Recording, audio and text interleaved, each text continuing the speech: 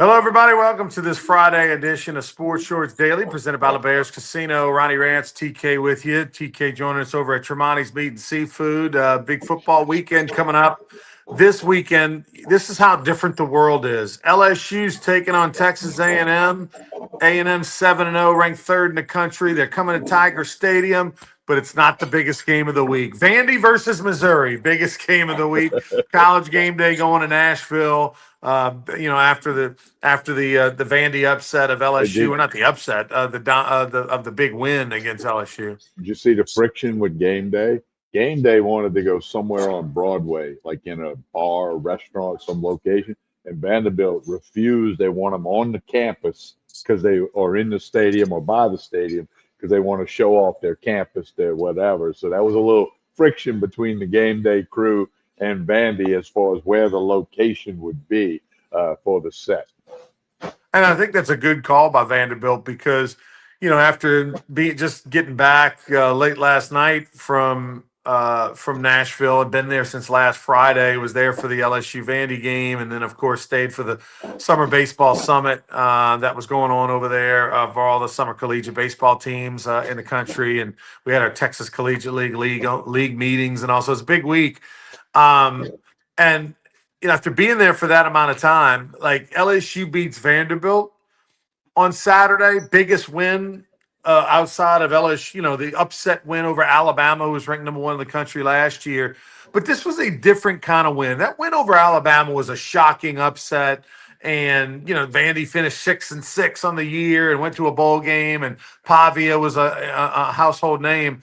But that was sort of like a Comet one-off kind of thing. This year's win over LSU proved that Vanderbilt's for real. That this is a legitimate top 20 team, top 10 team. This is one of the better teams in the SEC. This kind of put their stamp on that, hey, we're legit. And so in some ways, I would argue that the win against LSU at home, first win in 35 years, was even bigger than the Alabama win.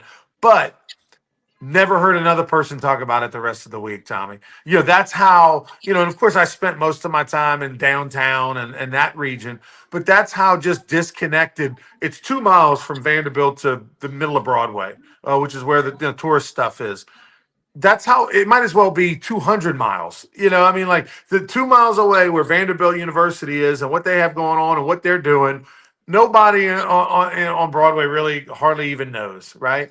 And so I don't blame, and I like the fact that Vandy held to their guns and said, no, you're going to come cover, the Missouri game, and you want our cooperation and our support and our whatever. Then you need to do it on our campus or in our stadium or whatever. And so I'm glad that happened for them. Yeah. That's I credit Vanderbilt for that too. I mean, because who knows when they'll ever come back to Vanderbilt? Right. And I don't think they've ever been. So no, that's good move by the Vanderbilt people who made that decision. LSU, Texas A&M. It's going to be weird. The good news is that the LSU baseball team is being honored pregame and, of course, during the game. But they're going to have their little parade down the hill kind of thing. So prior to the band and the team coming down the hill, they'll have the LSU baseball team kind of come down the hill and to honor and celebrate them winning the national championship this past June. And then they'll make their way into the PMAC, which is open to the public, absolutely free. You can go in there, and the PMAC at about 4:45, I believe, they're going to have the ring ceremony where they'll introduce each player one at a time. They'll walk out of the tunnel. They'll come to the midcourt. Jay Johnson will be there, shake their hand, give them their ring. And so that's kind of a cool. And then they'll have them out on the field probably at halftime or in between first, second quarter, something like that. Now it is expected to potentially rain, which is a bummer. At least according to Dan Bornay, it never rained in Tiger Stadium. Well, we know that's not true, but so it is going to be a tempered crowd. I think it'll be a big crowd. It's going to be a tempered crowd, a subdued crowd. I mean. And what a shame, Tommy, because had LSU found a way to beat Vanderbilt, even as ugly as they needed it to be, if they could have beaten Vanderbilt, College game day might have been in Baton Rouge. But this game would have taken on epic proportions, having two top 10 teams and probably the SEC, best team in the SEC on the line. Yeah, I agree with everything you just said. I think the rain's going to put a damper, pardon the pun, on the activities with the LSU baseball team, the tailgating all day, whatever. And really supposed to do a lot of rain Sunday, but we'll see if people are dodging raindrops against the Aggies. An important game for LSU. Left tackle not going to play. Going to put a backup guy in there. And, I mean, we all know the stories. We don't have to rehash them. I just don't think. And no not no Whit Weeks either. Correct, right. I mean, if, Friday morning, you got to like the chances if you bet the Aggies. Yeah, Aggies only -2.5, and I know LSU at home and night games has got this gaudy record and this, that, and the other. Um, and I'm not going to bet the game because I don't want to bet against LSU. But if I had to bet the game, I would take Texas A&M -2.5. I mean, there's no reason to believe that it's going to be better. You can hope and wish that the offense is going to be better, that even, but there's no reason. They're not trending in the right direction. They're not healthier than they were a week ago. So that said, like, I would have to take Texas A&M if I were to be such a degenerate where I had to bet the game and not just a fan. Speaking of betting, holy cow! Some big, huge stories going on, and you feel, Tommy, that it's just the tip of the iceberg. Yeah, the NBA. We all read the stories that came out yesterday. Their season opened up Tuesday night. And then you get this story about the gambling. Two guys suspended pending the investigation. Head coach Chauncey Billups of the Portland Trailblazers Yeah, arrested. I mean, yeah. like, unbelievable. He's a Hall of Fame guy. And I mean, here we go. And then this player that's making 26 million. You know, picked up 20 grand because he sat out of a game saying he was hurt because his friends all bet under the prop bet for the points on him.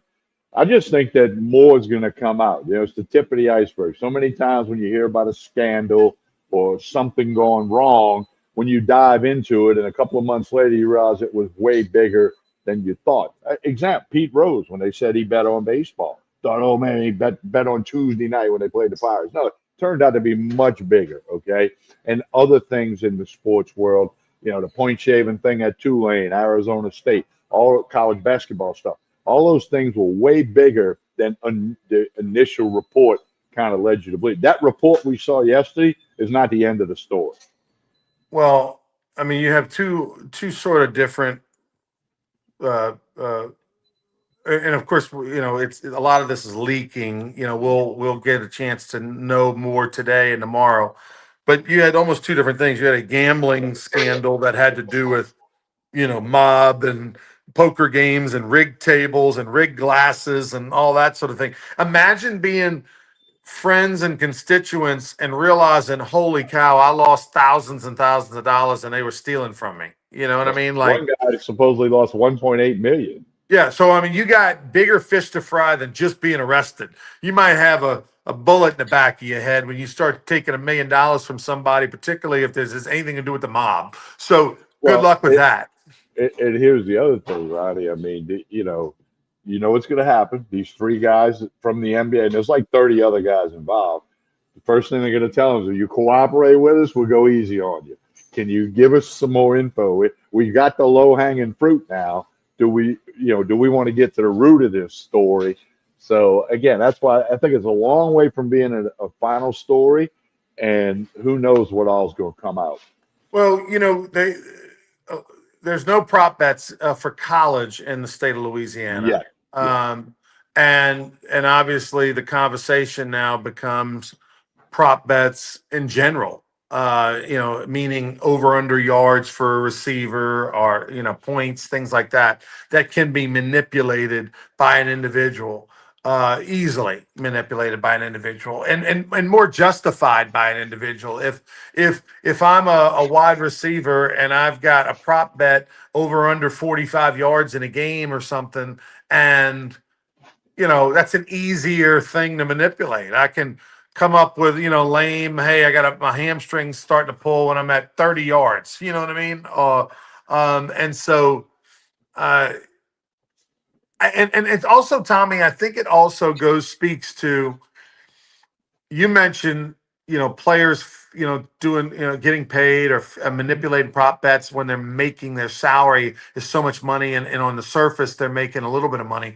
Well, here's a couple of scenarios. One, you want your boys to be happy, right? I got an opportunity to help other people make money, my friends, my family. It's not just, hey, I got $1 million to play a sport, and therefore, but now they can make some money, and if I can help them make some money, great. The other thing too is that there's just people that are addicted, and there's just people that it's just easy, and it's just, well, it's there, why not? And then some people that don't give a shit about winning and losing, and all that sort of thing. So I I think the easy access to gambling that there is now. It used to be you had to go to Atlantic City, you had to go to Las Vegas. That's been gone for 30 years. Now there's a casino on every street corner. Now there's a casino on every phone. And in most states, there's a casino on every phone. Not some Mississippi, you can't gamble online. You go to DraftKings, LSU's playing at Ole Miss, can't get a bet in. LSU's playing at Tennessee against Vanderbilt, you can get a bet in. So it just depends on the state. But for the most part, there's casinos in every corner. You can bet on every phone. And because of that, we're numb to gambling. We have an appetite for gambling because every municipality, every state's looking for more revenue, and there's tax benefits to be had there. And so these things are going to happen, but they're also a lot easier to be tracked these days because of all that technology, Tommy. It's easier to have that investigation to find out, oh, wait a minute, John Smith, who doesn't normally bet $50,000 on Chauncey Billups or whatever to have over under 10 rebounds. That raises a red flag, and then you can look into all that. I want someone to look into the Saints Rams playoff game, NFC Championship blown call that was so egregious and it didn't get overturned. Like, I want someone to look into that. I want the FBI to look into that, because that one always stunk. Everybody kind of joked that there was shenanigans going on with everything coming out now. Please, someone look into it. Well, and here's the black eye that's not going to heal. Well, first, let me tell you, it's been reported that sports books like FanDuel, DraftKings spent $50 million on in-game TV ads during NBA contests last year. Plus, some of the seats on the bench have like the DraftKings thing up over the top back of the thing. But here's the black eye that's not going to go away. Okay, every time you got a star player now who gets hurt 4 minutes into the game, and I'm not talking about fell on the floor and banged his head because he tried to dunk it. I'm talking about all of a sudden comes up with the hammy or the lower back or the ankle. The first thing a lot of people are going to say is, well, he must have been betting on having the under tonight. And I mean, that's the black eye that's not going to go away, the cloud that won't go away for the NBA. There's people who've been thinking the NBA is rigged, but they can't prove it. And I mean, you'd have to have too many people involved, but not on a prop bet. You don't have to you have one person. I could be like, Ronnie, I'm supposed to play for the Pelicans tonight, and my over and under is 12 points. I'm going to get a sore ankle 2 minutes into the game, bet under, go put 10 grand on it. It can be manipulated. So it's an ugly day for the NBA and perhaps pro sports. You mentioned the Nola no call with the Saints and the Rams in a playoff game. And, but how many other things have we seen in baseball with ball strike counts? And I mean, and then you Well, see a you replay start and they don't overturn it. I mean, and you're thinking, how can they not overturn that? you start messing with the credibility of the game. That is going to damage a league faster than anything.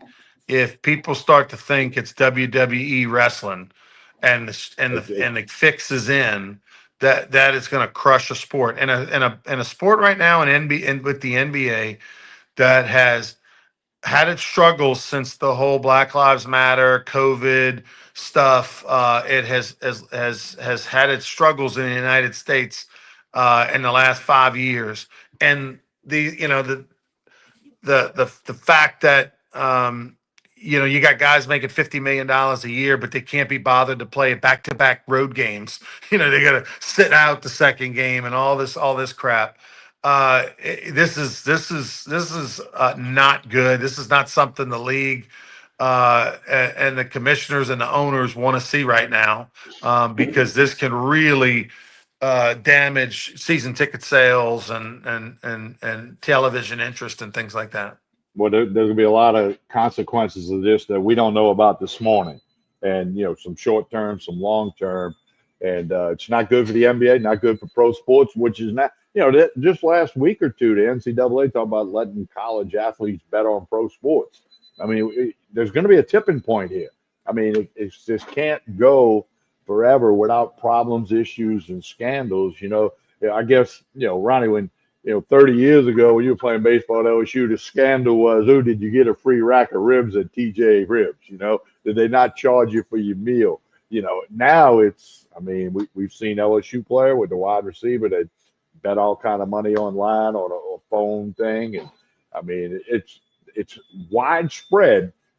We just happen to know what we know now. And it doesn't mean everybody's doing it, but it probably means more than the three NBA related guys, a current coach, a former coach and player, and a current player. There's, one would think there's more involved. Time will tell. Major League Baseball World Series tonight. I mean, Tommy, I don't know how you don't load up on the Dodgers. I think you load up on the Blue Jays tonight.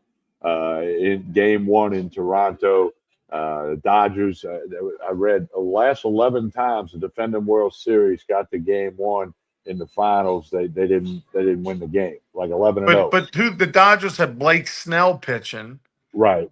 and Toronto Blue Jays have Well, a guy Snell's who due. started off his season in A-ball this year. Right. Well, yeah, but I kind of thought Gosman might throw tonight. Maybe tomorrow night. Toronto hasn't posted the pitcher. About 20 minutes ago, hadn't posted the pitcher for tomorrow night. But yeah, it's Game 1 in Toronto. Blue Jays are hot. By the way, I got a prop bet for you. I got Vladimir Guerrero to hit a home run plus 400. Okay, so I think Snell's a lefty, so he might get a pitch to hit. So we'll see on that. But no, so the World Series starts tonight. Game 1 and 2 tonight in Toronto. Sunday's a travel day, and then they'll head to the West Coast. But Ronnie, on top of the World Series, or I guess below the World Series, Tennessee baseball coach Tony Vitello, 47 years old, never played a day of minor league baseball. Played his college baseball in Missouri, went right into coaching. Never played a day of minor league baseball. Never coached minor leagues. Didn't coach the Pan Am games or the Olympic team, anything like that. Has been hired by Buster Posey to manage the Giants. A lot of people think he's going to have a great success. I tell you, I met Tony Vitello the first time I met him, and I got to hang out with him. That one year I worked for the SEC. He was an assistant at Arkansas. The night of the Possum game, remember that weekend, the Saturday night, the Possum? He was an assistant coach in that game. And I went back and forth about this Possum thing, whether it was rigged or not, because I was in that dugout and I thought Vitello was a little cocky, a little brash back then. You've met him several times since, and all of that. So 8 years at Tennessee, but he's going to be a major league manager. Nobody has ever done what he's done before. Be curious to see how that unfolds. And by the way, Tennessee's got to find a baseball coach. Also, the Florida Gators have to find a baseball coach. Kevin O'Sullivan stepped What's away. behind that? I don't know anything on that. He resigned. He said he had family matters and things he needed to take care of. That is a giant. I mean, in the same week to lose two of your top, arguably 3-4 coaches. I mean, I would say Jay Johnson, Kevin O'Sullivan, Tony Vitello, Dave Van Horn, and Schlossnagel Corbin. over at TCU. Over at Texas, probably considered your top. Corbin. Throw Mike Bianco in there. That's kind of like your top 6 coaches really in the league. You can't leave out Tim Corbin. Well, Tim Corbin at Vandy. I mean, boy, a lot of good coaches, huh? What I'm curious to see is what they do. Will you just simply promote the assistant and ride it out for the spring? Or will you go get a coach?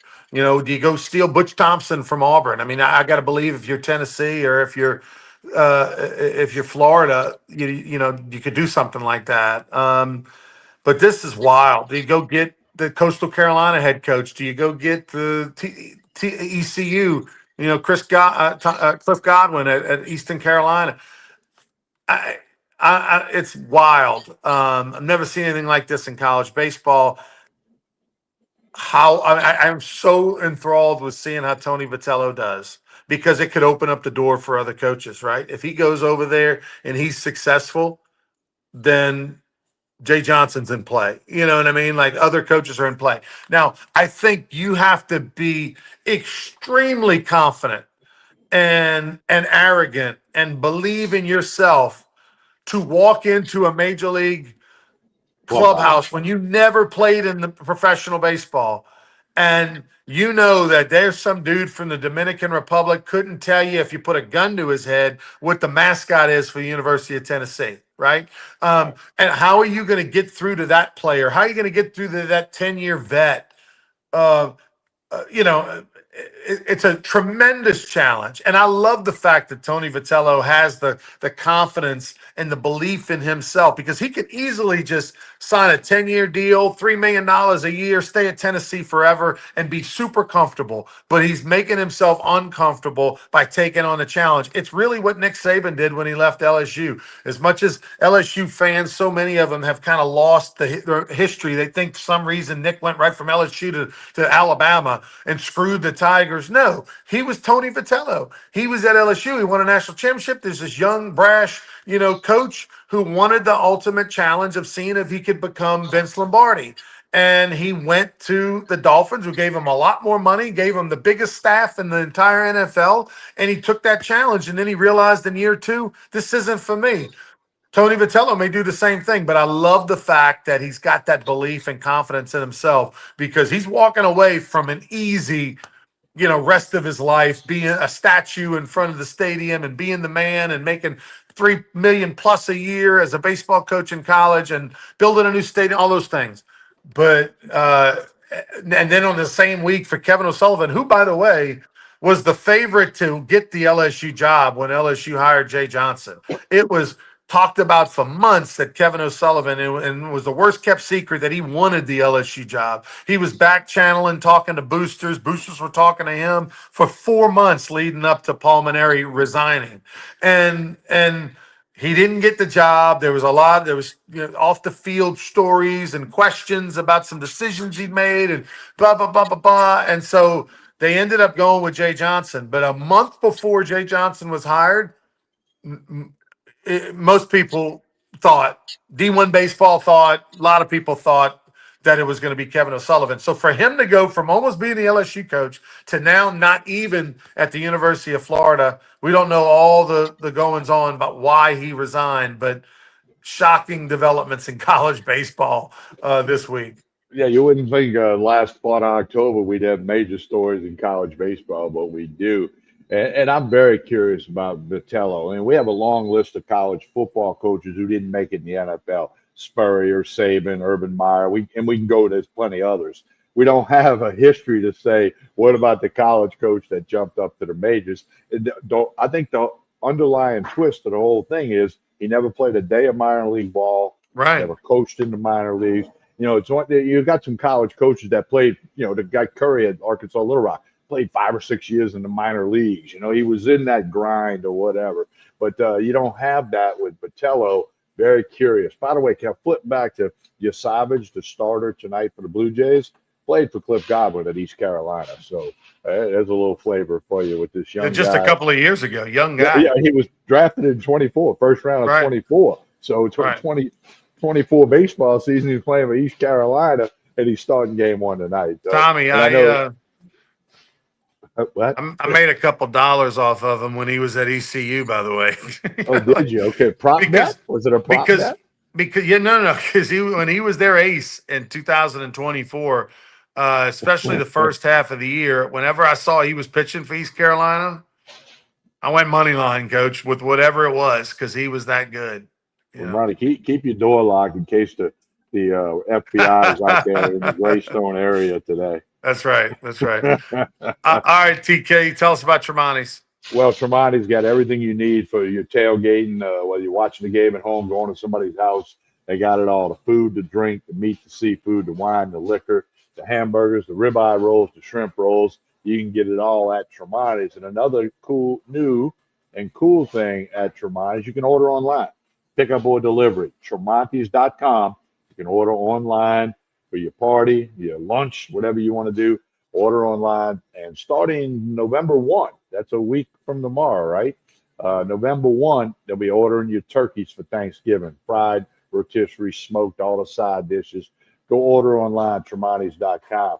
Hey, don't forget tomorrow morning, Sports Shorts Radio, 10 a.m. to 12 noon, 1045 ESPN Baton Rouge. Also, ESPN Southwest Louisiana in Lafayette and Lake Charles. Ronnie Rance and I will be there. We'll have Joel Davis. We'll have Hunter McCann, Derry Beckwith.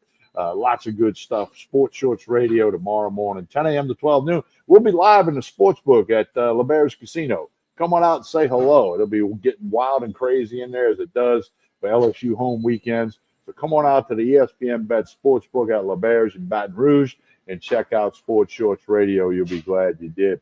Hey, don't forget to like and share this show. We appreciate that, whether you're watching on YouTube, Facebook, or X. Like and share this show. On behalf of Ronnie Rance, I'm Tommy Christ, man. Have a great Friday, everyone.